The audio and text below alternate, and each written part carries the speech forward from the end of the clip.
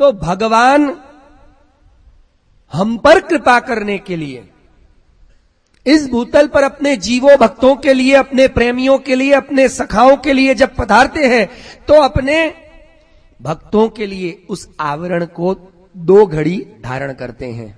जैसे एक बताया वैसे नाटककार नाटक करने के लिए, रोल निभाने के लिए वो ड्रेसअप करता है। अब एक जवान लड़का नाटक में बूढ़े का रोल करेगा तो उसको सफेद दाढ़ी लगानी पड़ेगी कि नहीं? आपने महाभारत सीरियल देखी थी? बहुत साल पहले महाभारत सीरियल आती थी, उसमें हाँ देखो सबको नाम भी याद है। उसने किसका रोल किया था? भीष्म पितामह का, क्योंकि उसकी आवाज भी ऐसी, सफेद दाढ़ी लगाई, पितामह भीष्म ऐसे। अब वो बेचारे को उसके बाद में कोई फिल्म ही नहीं मिली। क्यों? था बेचारा जवान 30 साल का, पर उसने रोल बूढ़े का किया। तो बूढ़े का जब रोल करेगा तो आवाज भी ऐसी करनी पड़ेगी, सफेद दाढ़ी लगानी पड़ेगी और ऐसा थोड़ा सा झुकना भी पड़ेगा कि नहीं पड़ेगा? इसका मतलब ये तो नहीं कि वो बूढ़ा हो गया। जैसे ही महाभारत खत्म हुई उसने निकाल दिया और दूसरी एक सीरियल चालू खुद को करनी पड़ी, क्योंकि किसी ने दूसरे ने तो उसको रोल दिया ही नहीं, किसी दूसरे ने उसको फिल्म भी नहीं दी, तो फिर उसको खुद को अपनी सीरियल चालू करनी पड़ी। कौन सी? शक्तिमान। जैसे उसको करना पड़ा कि मैं शक्तिमान, पर लोगों ने तो उसे बूढ़ा ही समझा।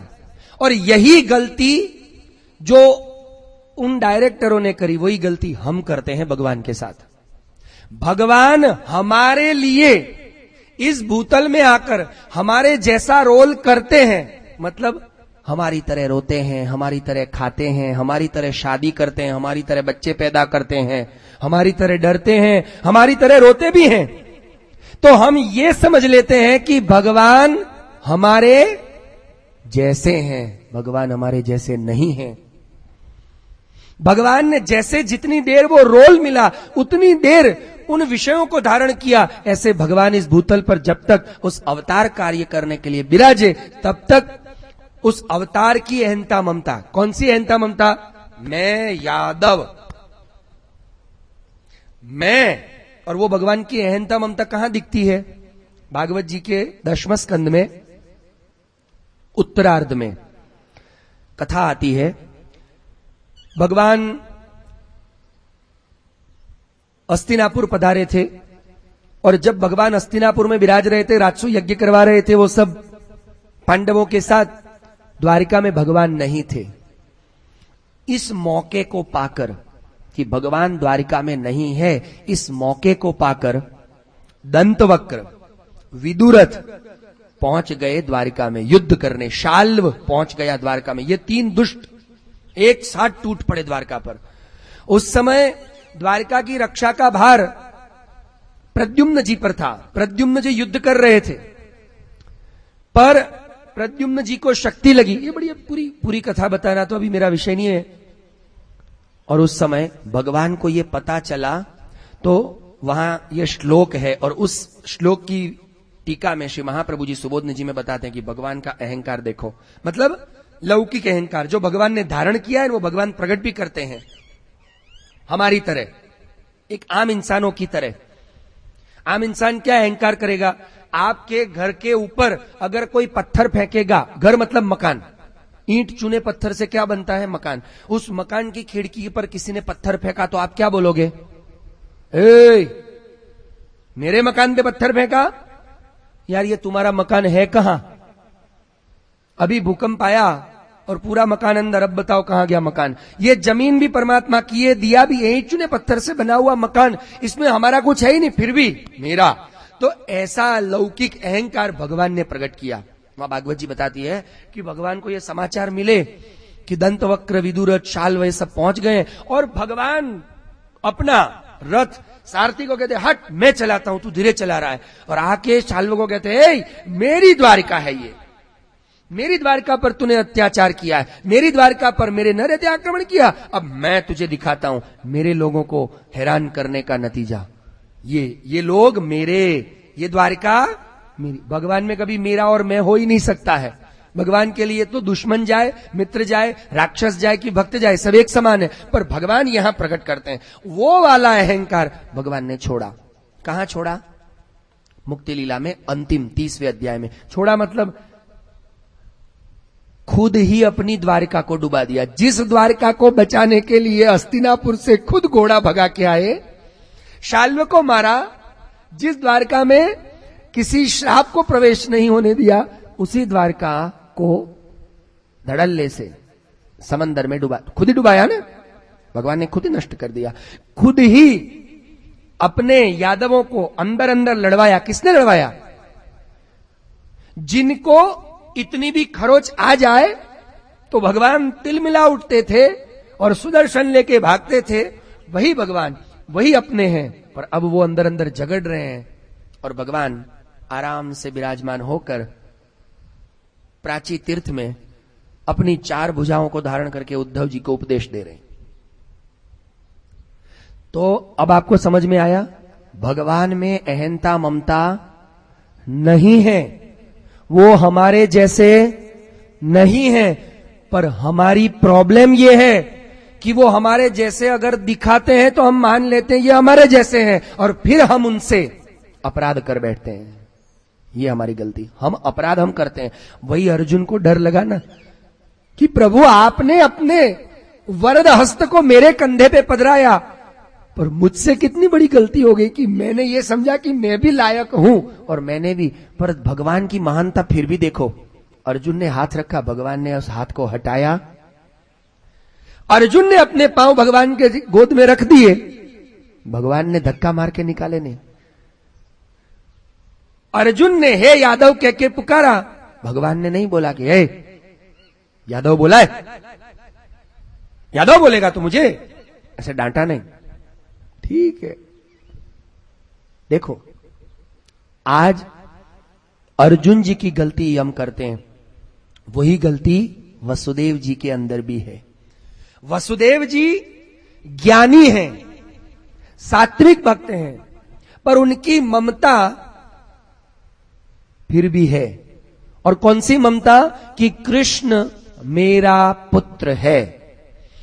और इसीलिए आज भगवान ने जब मुक्ति लीला प्रारंभ की तो अपने माता पिता को भी, उनको भी तो, वो भी तो यादव है ना, उनको भी मुक्ति लीला के द्वारा अहंता ममता से मुक्त कराना है। तो अब मुक्ति कैसे मिलेगी? ज्ञान से। पहले वैराग्य, और वैराग्य में तो वसुदेव जी को भी तो श्राप मिला ना, क्योंकि जितने यादव थे सबको श्राप मिला। भगवान ने भी तो अपने चरण में बाण खाया, श्राप का स्वीकार किया, तो वसुदेव जी को भी तो श्राप मिला ही है, तो उनकी भी तो अहंता ममता नष्ट होनी चाहिए। तो श्राप से वैराग्य प्राप्त हुआ, और वैराग्य के बाद क्या आना चाहिए? पर अब भगवान सोच रहे हैं कि मैं ज्ञान दूंगा तो वसुदेव जी में उतरेगा, क्यों नहीं उतरेगा? हां, क्यों नहीं उतरेगा? क्योंकि उनकी ममता क्या है? और वहां श्री महाप्रभु जी बताते हैं, पुत्र भावी नहीं, श्री महाप्रभु जी एक और बात बताते हैं कि जब तक आप जिस किसी के पास भी ज्ञान लेने जाओ, जहां कहीं भी जाओ, जो आपका गुरु है, जो आपको ज्ञान दे रहा है, गुरु, उस गुरु के अंदर आपको अगर हीनत्व की भावना है, न्यूनत्व की, निम्नत्व की भावना है, कभी भी आपके अंदर ज्ञान आ नहीं सकता। और अगर आ भी जाए वो ज्ञान नहीं बन सकता, और वो ज्ञान मुक्ति नहीं दिला सकता। और उसके लिए आगे श्री महाप्रभु जी ने शब्द प्रयोग किया है कि शास्त्रेण आचार्य रहित्यान न ज्ञानम फलति स्फुटम, वो ज्ञान कभी फलदायक नहीं बनता। गुरु के बिना ज्ञान फलदायक नहीं होता। इसलिए ज्ञान प्राप्त करने में सबसे पहले आवश्यकता किसकी है? सबसे पहला साधन कौन? जिसकी हम कल चर्चा कर रहे, और कल आपको होमवर्क भी दिया था। चलिए, अब जिन लोगों को बहुत ज्यादा समझने की उतावल है वो लोग जरा कल होमवर्क करके लाएं, बताइए।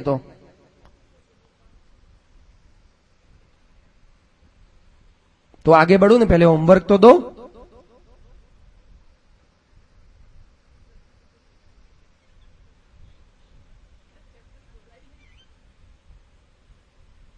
कल होमवर्क क्या दिया था, ये याद भी है कि नहीं याद?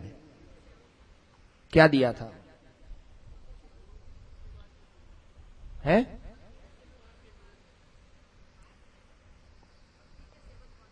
हाँ, और क्या, मतलब मुझे तो याद रहता नहीं ना, प्रॉब्लम तो ये है,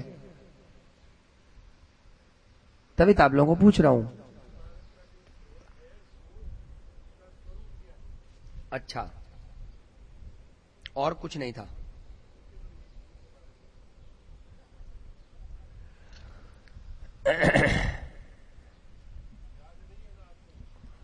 हाँ, मुझे तो याद कहां है, मुझे तो प्रश्न भी याद नहीं है और उत्तर भी याद नहीं, उत्तर भी आपको लाना है।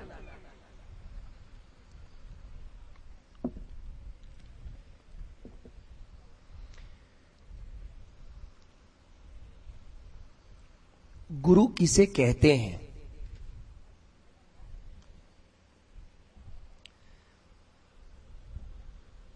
गुरु का कार्य क्या है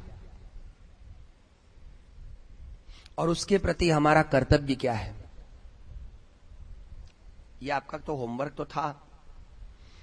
आज श्री सुबोधिनी जी में श्री आचार्य चरण बताते हैं, भगवत धर्मैर भगवत सायुज्यम वक्तुम गुरु प्रपत्त्यर्थम।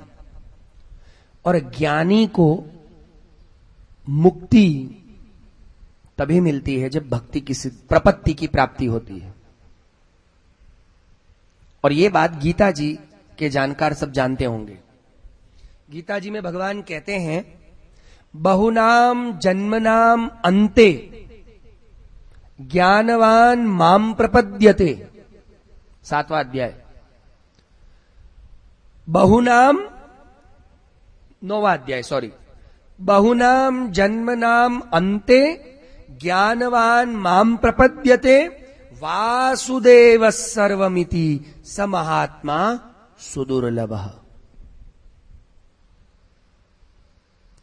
ज्ञानवान जो ज्ञानी लोग हैं, बहुनाम जन्मनाम अन्ते, बहुत सारे जन्मों के अंतराल के बाद ज्ञानी को तुरंत मुक्ति प्राप्त नहीं होती। ये जो मुक्ति की बात चल रही है, मुक्ति लीला, मुक्ति लीला का अधिकारी वो ज्ञानी है कि जो ज्ञानी, गीता जी में बताया गया कि बहुनाम जन्मनाम अन्ते ज्ञानवान माम प्रपद्यते। प्रपद्यते मतलब जो बहुत जन्मों के बाद ज्ञानी जब मेरी प्रपत्ति करता है, और प्रपत्ति माने शरणागति। प्रपत्ति माने क्या? शरणागति। ज्ञानवान माम प्रपद्यते, और प्रपत्ति करने के बाद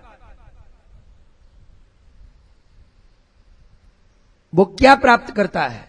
कैसा मोक्ष? वासुदेव सर्वम इति। आपको बात समझ में आ रही? ज्ञानी भक्त कैसा होना चाहिए, उसके अंदर क्या लक्षण प्रकट होता है? नरसिंह मेहता का भजन आप सबको आता भी होगा, वैष्णव जन तो तेने रे कहिए। उसमें नरसिंह मेहता ने भी बताया है, सकल लोक मा सहुने वंदे निंदा न करे के निरे। सकल लोक मा सहुने, ये क्या? सकल लोक में सबको वंदन करे मतलब सबकी पूजा करने वाला नहीं। वासुदेव सर्वम इति, सर्वत्र भगवान को देखने वाला वो भक्त है। जिसको एक जगह भगवान दिखाई देता है उसकी भक्ति अभी कच्ची है। और इसीलिए यहां बड़ा सुंदर विषय श्री महाप्रभु जी सुबोधनी जी में बताते हैं कि मात्र प्रतिमा की जो पूजा करता है वो मध्यम, सिर्फ प्रतिमा की पूजा करने वाला, प्रतिमा की पूजा करने वाला सिर्फ मुझे तो यही भगवान दिखता है, मैं इधर ही पूजा करता हूं, तो मध्यम भक्त है।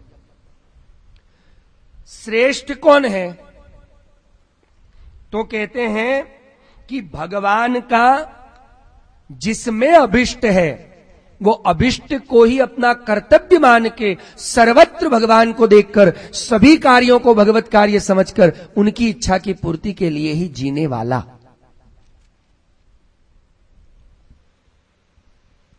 श्री महाप्रभु जी ने भी ये बात समझाई है। हमारे जो वैष्णव हैं वो जानते ही होंगे कि ठाकुर जी के खिलौने हैं, खिलौने भी जमीन पे नहीं रखे जाते, क्योंकि खिलौनों में गाय घोड़े की भावना नहीं है, पर गाय और घोड़े हैं वो व्रज भक्त हैं। उसमें भी हमको किसके दर्शन करने हैं? भगवदियों के, भगवान के दर्शन करने हैं। कण कण में जिनको भगवान के दर्शन हो रहे हैं। तो वसुदेव जी को वो सायुज्य मोक्ष, सायुज्य मोक्ष यहां लिखा ना कि भगवत सायुज्यम, तो ज्ञानी को भगवत सायुज्य मतलब कौन सा सायुज्य मिलेगा? याद रखो, जब वो ज्ञानी भक्त बनेगा तब वो कृष्ण सायुज्य भाव को प्राप्त करेगा। और जो भगवदीय हैं, भक्ति मार्गीय हैं, राजस और तामस भाव वाले भक्त, उनको जब भगवत सायुज्य प्राप्त होता है तो उनको क्या प्राप्त होता है मालूम है? कटक कुंडलादिवत, ये भगवान जो कुंडल धारण करते हैं ना, वो हो जाता है। मतलब 24 घंटे 12 महीना भगवान के कानों में झूलते उनके अधरामृत का, उनके स्पर्श का और नैनामृत का पान करता रहता है वो भक्त। भगवान में योजना उसकी हो जाती है। तो वो सायुज्य भाव प्राप्त करने के लिए गुरु की जरूरत है। और सब गुरु की जरूरत ही नहीं है। श्री महाप्रभु जी लिखते हैं, अब ध्यान से सुनिएगा, गुरु प्रपत्त्यर्थम, सिर्फ गुरु मिल जाए उसकी कोई महत्ता भी नहीं है। गुरु में प्रपत्ति हो जा। प्रपत्ति मतलब सबसे पहले शरणागति किसकी करनी है? कैसे करोगे गुरु में प्रपत्ति? और इसके लिए श्री महाप्रभु जी समझाते कि गुरु कैसा होना चाहिए। श्री महाप्रभु जी ने अपने सुबोध निज में लिखा है कि ये मत समझो कि दीक्षा देने वाला ही गुरु। यहां पर मैं अपनी मर्यादाओं के कारण बहुत कुछ समेट कर बोल रहा हूं।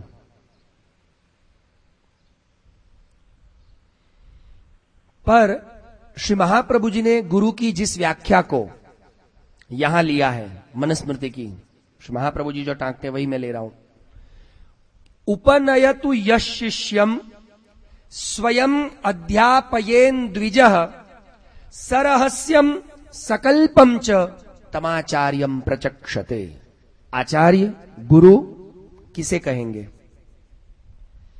आजकल लोग गुरु के स्वरूप को नहीं जानते, इसलिए अपराध खुद भी कर बैठते हैं और अपने जीवन को बर्बाद भी कर लेते हैं।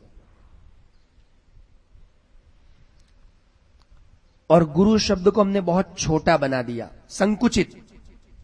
वो कुपमंडुप कहेंगे ना, वैसे तो गुरु शब्द बड़ा विशाल है। कैसा विशाल है भाई? आपको रोटी बनाना सिखाए वो भी पाक गुरु, पाक शास्त्र सिखाने वाला गुरु। जो संगीत सिखाए वो संगीत का गुरु, जो नृत्य सिखाए वो नृत्य। ऐसे गुरु बहुत सारे हैं, पर सही मायने में गुरु किसे कहा जाएगा? किसी मंत्र की दीक्षा दे दे, तंत्र की दीक्षा दे दे, नहीं। उपनयतु यश शिष्यम, उपनयन संस्कार कराए। उपनयन संस्कार मतलब जनेऊ नहीं। उपनयन संस्कार मतलब तो जनेऊ ही होता है, पर जनेऊ ब्राह्मण को होती है क्यों, ये आप जानते हैं? जनेऊ ब्राह्मण को क्यों करवाई जाती? ये एक विधि है, एक ऐसा एक नियम है, इसलिए करवाई जाती कि उसके पीछे कोई रीजन है। षोडश संस्कार में कहां है?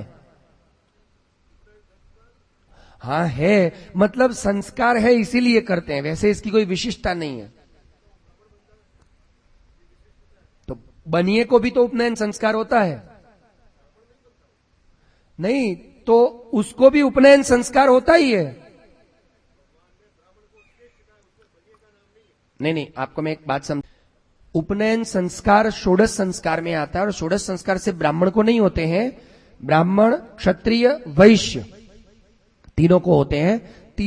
तीनों को जनेऊ होती है, तीनों की संध्या है। और आप तो पुष्करणा ब्राह्मण हैं, और आपको तो ये ज्ञात होना चाहिए, क्योंकि पुष्करणा ब्राह्मण भाटिया लोगों के कुलगुरु कहलाते हैं, क्षत्रियों के। फॉर काइंड इंफॉर्मेशन, भाटिया क्षत्रिय, भाटी युद्ध करने वाले क्षत्रिय लोग, क्षत्रियों के कुलगुरु के पद पर पुष्करणा ब्राह्मण है। तो ये मत सोचिए कि जनेऊ सिर्फ ब्राह्मण को ही होती है, क्षत्रिय भी जनोई पहनता है। आपने रामचंद्र जी के देखी कि नहीं देखी? ब्राह्मण थे रामचंद्र जी।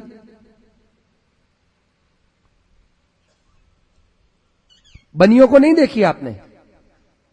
बनिए भी जनेऊ पहनते हैं। वैश्य को भी यज्ञोपवीत संस्कार है। तो उपनयन संस्कार क्यों किए जाते हैं?